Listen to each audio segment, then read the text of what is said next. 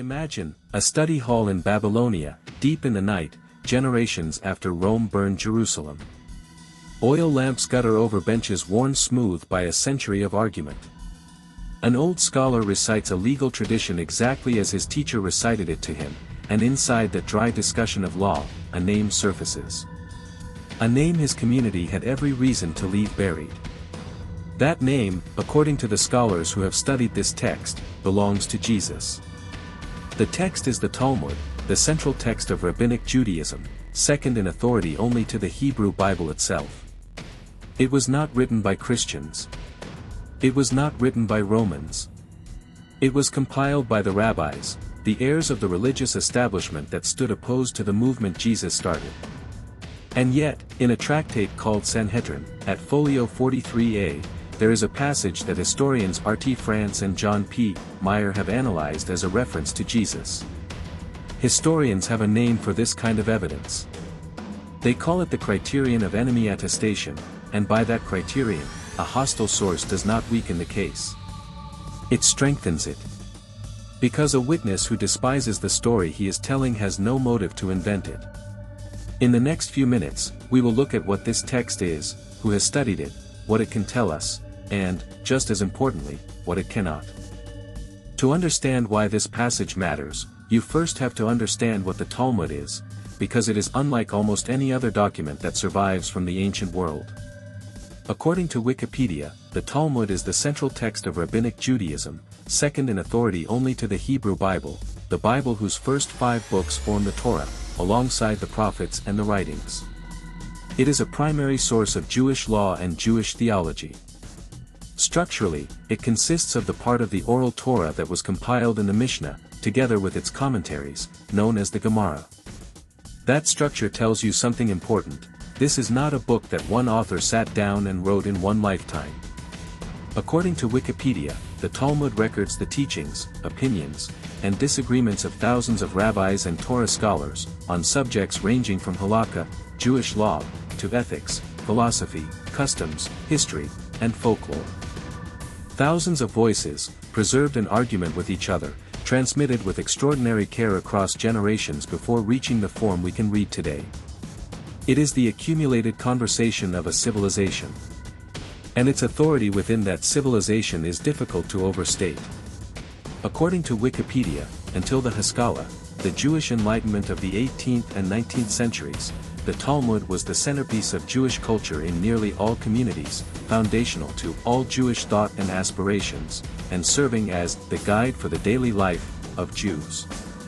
Hold that thought, because it matters for what comes next. This is not an obscure scroll found in a cave. This is the most studied, most copied, most carefully guarded text of rabbinic Judaism.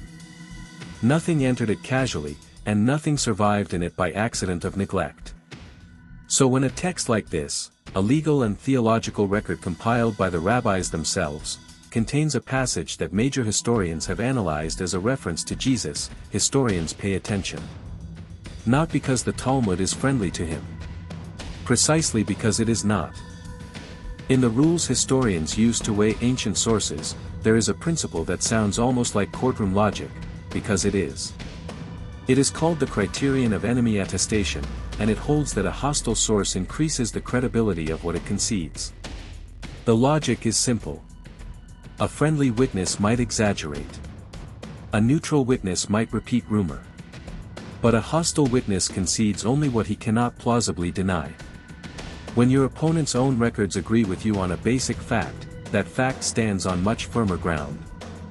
This is why a passage in Tractate Sanhedrin, folio 43a, has drawn the attention of some of the most rigorous scholars of the historical Jesus. R.T. France analyzed it in The Evidence for Jesus, published in 1986. John P. Meyer examined it in the first volume of A Marginal Jew, Rethinking the Historical Jesus, published by Doubleday in 1991.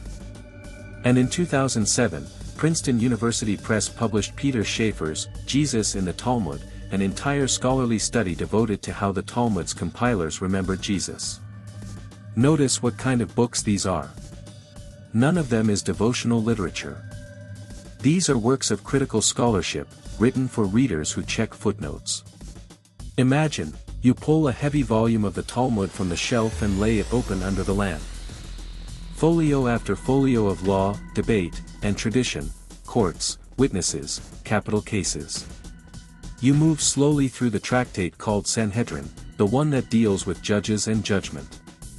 And at folio 43a, between the rulings, you stop. Because the rabbis are discussing a man you recognize. Here is what makes this passage so unusual as evidence. It was preserved by a community that rejected the Christian movement, and the scholars who analyzed it, France and Meyer among them, treat that hostility as the very thing that gives it weight, by the criterion of enemy attestation. A tradition remembered by opponents has no motive to flatter the man at its center, and no motive to invent him. According to the scholars who have analyzed this passage, what it reflects is not a community that doubted Jesus existed, or doubted that he died. It is a community that remembered him, and remembered his death, from the other side of the argument. Think about what that means.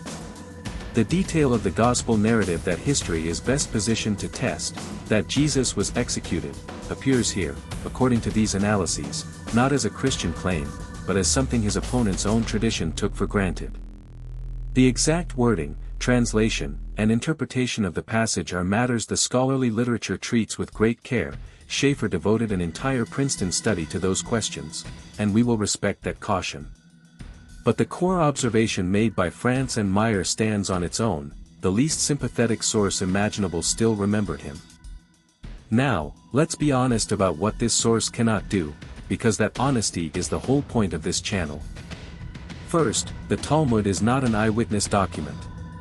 According to Wikipedia, it consists of the oral Torah compiled in the Mishnah and its commentaries, the Gemara, which means it is built from layers of oral tradition, transmitted and edited over a long period before being fixed in writing. A historian cannot treat a compiled tradition the way they would treat a contemporary inscription or an eyewitness letter. The distance between the events and the written record is real, and no serious scholar pretends otherwise. Second, the Talmud is not a chronicle, and it was never trying to be one.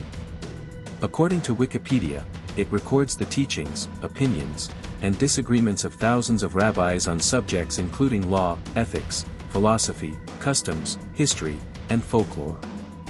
Its purpose is legal and theological. When figures from the past appear in its pages, they appear in the service of an argument, not as entries in an archive.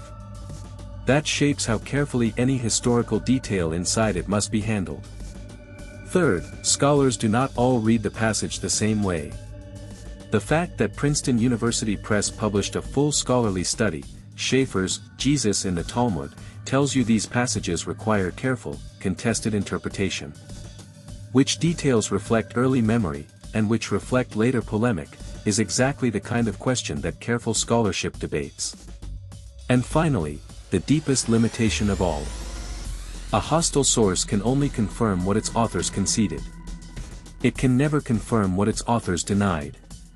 The compilers of this text were opponents of the Christian movement. Their tradition, as analyzed by historians, bears on whether Jesus lived and died. It cannot tell you whether his followers were right about what happened afterward. Anyone who claims this passage proves more than that is stretching it past what the evidence will hold. So what does this actually mean? Here is the distinction that everything in this video hangs on. The rabbis who compiled the Talmud were opponents of the Christian movement, and they did not believe in the resurrection. That is not a footnote. That is the key to reading this evidence correctly. Because it forces us to separate two very different kinds of claims. The execution of Jesus is a historical claim, the kind of claim that sources, hostile or friendly, can speak to. The resurrection is a theological claim, the kind of claim that no passage in any compiled text, on either side of the argument, can settle by itself. The Talmud's compilers conceded nothing theological. What historians like France and Meyer found significant is what the tradition did preserve, a memory of the man, from the side that opposed him, and by the criterion of enemy attestation, that kind of memory carries a credibility that friendly sources cannot match. Here is something else worth sitting with, something even many devout believers have never heard. The text in question is not marginal. According to Wikipedia, until the 18th and 19th centuries the Talmud was the centerpiece of Jewish culture in nearly all communities and the guide for the daily life of Jews. This passage did not survive in some forgotten cave. It sat inside the most studied text of rabbinic Judaism, generation after generation, while debates about Jesus raged elsewhere, and for most of that time, almost no one outside the scholarly world thought to ask what it implied. It took critical historians of the 20th century, France in 1986, Meyer in 1991, and then Schaeffer in 2007, to put these passages through the discipline of modern historical analysis. The result is a strange kind of symmetry. The Gospels remember Jesus as founder. The rabbis' tradition remembered him as adversary. Two communities, opposed on everything that mattered to them, and historians who study the question note that the hostile side's testimony is, by the standard rules of evidence, the harder kind to dismiss. Historians weigh witnesses by motive. If a friendly source tells you something, you might suspect devotion. If a neutral source tells you, you might suspect rumor. But when the side that stood against a movement preserves, inside its own most authoritative text, a memory of the man at that movement's center, the calculus changes. Not because the hostile source becomes friendly. Because its concessions become hard to explain away. The Talmud's compilers did not believe what the Christians believed. They were not trying to help the Christian story.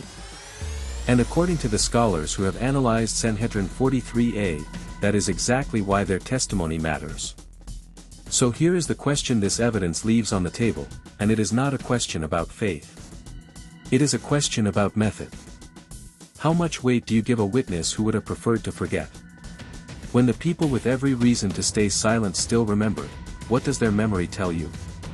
The archaeology of texts, like the archaeology of stone, can only take us to the edge of that question. Where you go from there is up to you.